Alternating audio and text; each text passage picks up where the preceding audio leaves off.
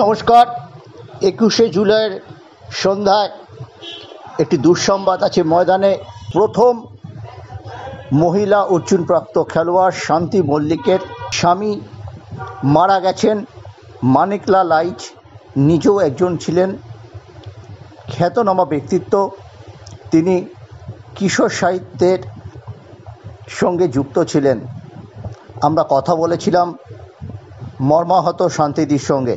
বলছি দাদা বোধহয় আজকে মারা গেছেন শান্তিদি। হ্যাঁ হ্যাঁ হ্যাঁ। আর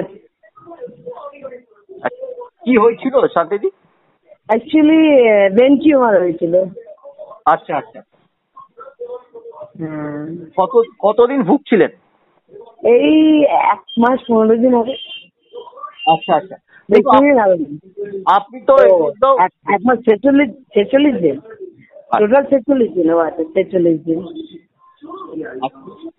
হ্যাঁ বলুন। হ্যাঁ বলছি আপনি তো এর মধ্যেও অসুস্থতার মধ্যেও বাচ্চাদের কোচিং করিয়েছেন, কলকাতা স্পোর্টস জার্নালিস্ট ক্লাবের কোচিং সেন্টারটা চালাচ্ছেন। হ্যাঁ হ্যাঁ হ্যাঁ আমার নিজের কোচিং ক্যাম্প ছিল, সেখানেও চালানো হয়েছে হ্যাঁ। আমার নামে। হ্যাঁ।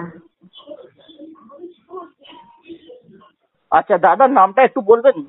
হ্যাঁ অমৃত। হ্যাঁ না স্যারের নাম হ্যাঁ না, আমার হাজবেন্ডের নাম হ্যাঁ। মানিকলাল আইচ। মানিকলাল আইচ উনি একজন রাইটার, কিন্তু বাচ্চাদের ছড়া কবিতা এসব লিখতো।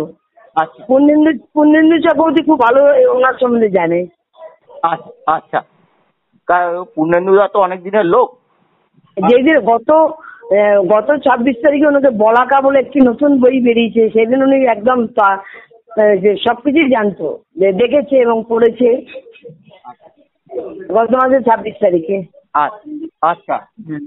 বলাকা তার একটা কিশোরাই বেরিয়েছে বাচ্চাদের। আমি শুনলাম আপনি খুব মানসিক দৃঢ়তা দিয়ে এবং আপনি এর মধ্যে কমিটমেন্ট করেছেন আজকে দুর্গাপুরে একটা অনুষ্ঠানে যাওয়ার জন্য। আপনার অবশ্যই অবশ্যই অবশ্যই। কারণ আপনি তো চিরকাল ফুটবল নিয়েই থাকেন, ফুটবল নিবেদিত এরকম। অবশ্যই আমি সব খেলাধুলাই থাকতাম। আমি হ্যান্ডবল, ফুটবল, ক্রিকেট, হকি সব খেলেছি।